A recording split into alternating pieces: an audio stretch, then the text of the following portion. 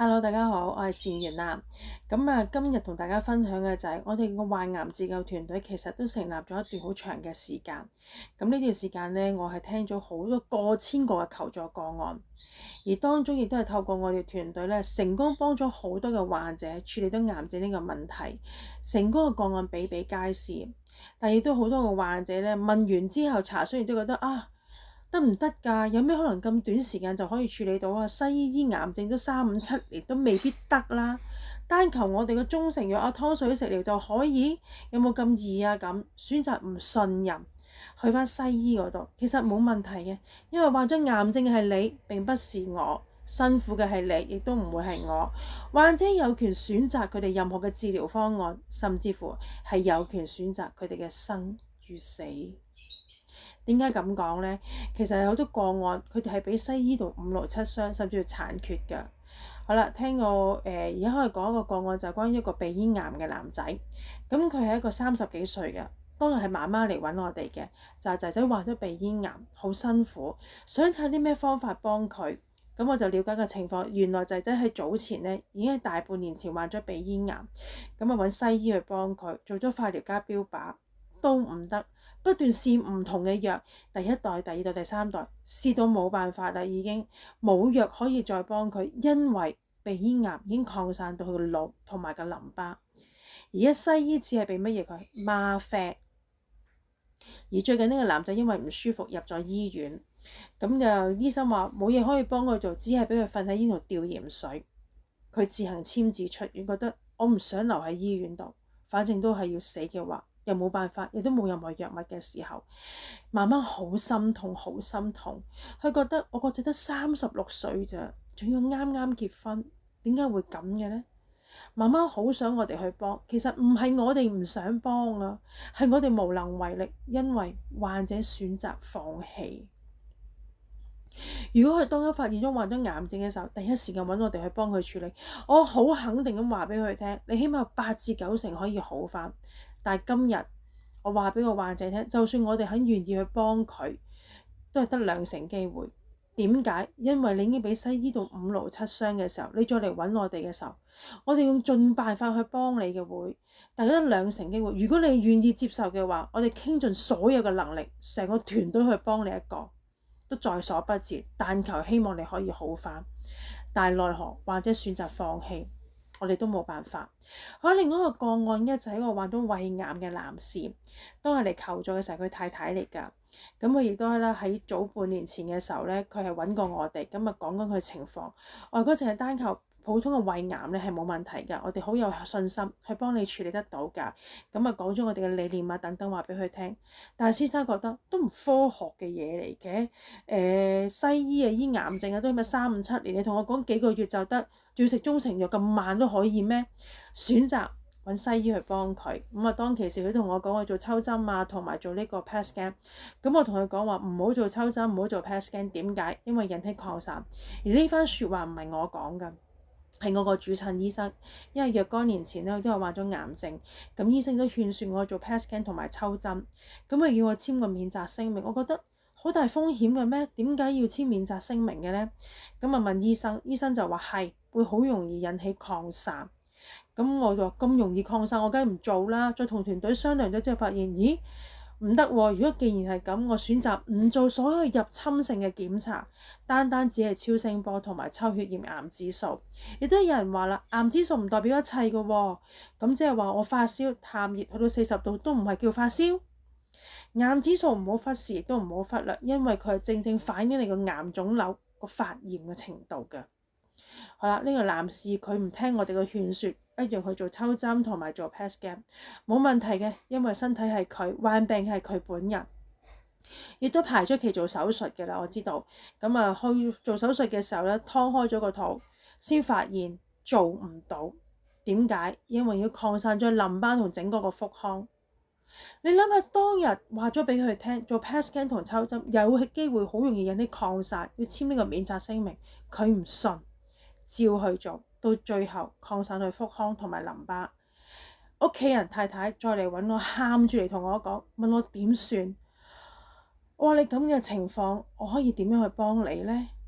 如果當日你肯信我同聽我哋嘅時候，我哋有十足嘅把握可以幫得到你。但係到今日，我只係話俾佢聽，得2成嘅機會，2至3成可以幫到佢。你搏嘅，我哋傾盡所有嘅能力去幫你。你要放棄我都冇辦法。而先生亦都係考慮當中，究竟搏唔搏？佢覺得係咪應該揾翻西醫呢？做化療加標靶呢？定係點樣呢？其實我成日想講一樣嘢，如果西醫能夠醫好你嘅話，唔會有咁多人離開咗我哋，因為癌症。成日都講噶，患咗癌症嘅病友離開，唔係因為癌症啊，係死於化療加標靶。點解你哋唔會信嘅呢？往往好多患者透過西醫嘅治療，醫到5勞7傷殘缺嘅身軀，再嚟揾我哋嘅時候，唔係我哋唔想幫，有時係有心無力啊。我哋從來都唔會俾假希望嘅患者，一就一，二就二，得就得，唔得就唔得，唔會話俾你聽啊，得，到最後令你屋企人傷心同埋難過。好似而家睇下，而家好多明星啊都患咗 cancer， 有啲可能啊割咗條脷啊，講嘢都講得唔清楚，表達唔到。你睇佢身軀瘦到骨瘦如柴，係咪咁樣叫為之好返呢？亦都最近有個明星，佢又患咗乳癌，去到第二個國家，去到泰國做呢個幹細胞治療，以為可以好返㗎，到最後呢，返嚟香港擴散到去全身，擴散到去尾龍骨，要做返化療加標靶。咁你為乜嘢呢？明知道做完幹細胞治療都醫你唔好，點解仲要深信化療標靶可以幫得到你呢？明明人體有自我修復嘅機制，你哋永遠唔相信自己身體。記住，細胞唔會俾自己死嘅，等於癌細胞一樣，佢不斷侵蝕你嘅健康嘅細胞，因為佢唔想死啊嘛。你死嘅話，佢一樣會死。所以其實大家要相信一樣嘢，我哋身體有自我修復嘅機制嘅。我哋嘅理念係啲乜嘢啊？增強翻你自己健康嘅細胞，增強你嘅免疫力，增強你嘅抵抗力，從而由細胞健康嘅細胞打敗呢個癌細胞，打贏呢場仗啊！我哋嘅理念就係用中成藥壓制住你癌細胞嘅增生，壓制住佢複製速度，透過湯水食療增強翻你自己嘅免疫力、抵抗力，同埋你個自己良好嘅細胞嘅健康嘅能力，再透過排毒嘅方法將身體毒素排出體外，加埋最後戒口。斷絕所有供應營養俾癌細胞之後，4管齊下，短時間之內幫你處理到癌症呢個問題。快則1個月有好消息俾你，最多都係3個月。話俾你聽，你嘅身體健康狀況由最差變翻可以最好。其實大家要相信一樣嘢，健康係可以幫到自己，健康嘅良好嘅細胞係有自我修復嘅功效噶。往往大家都唔係覺得唔係啊，癌病一定要揾西醫嘅治療。眼見好多患咗癌症嘅病友求西醫治療嘅方案，喺過程當中幾咁痛苦，幾咁辛苦。做化療標靶係幾痛，只有患者先會知道㗎。嗱，我分享2個成功嘅個案俾大家。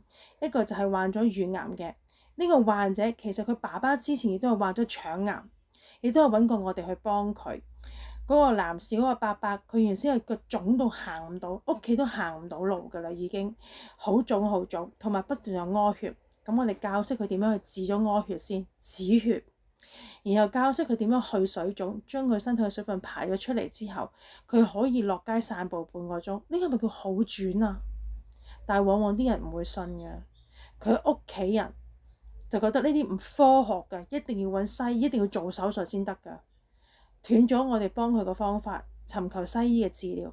半年之後，伯伯離開咗我哋。其實明明伯伯喺我哋幫佢嘅情況之下係好轉咗㗎，咁點解到最後你唔俾佢繼續呢？拱咗佢鬼門關，到最後都離開咗我哋。好啦，跟住到佢個女患咗乳癌，當日佢個女咧都揾咗西醫先㗎，去咗電療加標靶先㗎，使咗10幾萬，打完嗰6針之後，發覺身體越嚟越虛弱。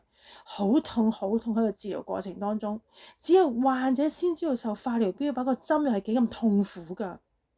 醫生話俾佢聽，冇辦法，要做埋全切，要使咗40幾萬，仲要之後做埋化療加標靶。佢知道自己捱唔到，佢唔想步佢爸爸嘅後塵。再返嚟揾我哋嘅時候，我哋教識佢點樣患癌自救，點樣教識頭先用4管齊下之下幫佢。短3個月嘅時間，佢個腫瘤由3.6mm 縮細到變咗1.6mm，癌指數跌翻落單位數。呢個係佢想要嘅答案。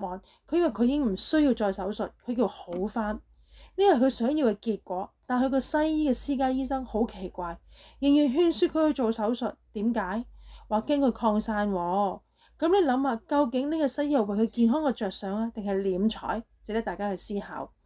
另外一個個案就患咗腸癌嘅患者，佢個化驗師，佢知道化療加標靶係一個好毒性好強嘅針藥嚟嘅，佢只係做咗手術，割咗部分嘅腫瘤出嚟，咁就跟住醫生要佢做呢個化療加標靶，咁佢斷言唔做，佢揾我哋去幫佢，亦都係透過3個月嘅時間幫佢處理咗癌症呢個問題。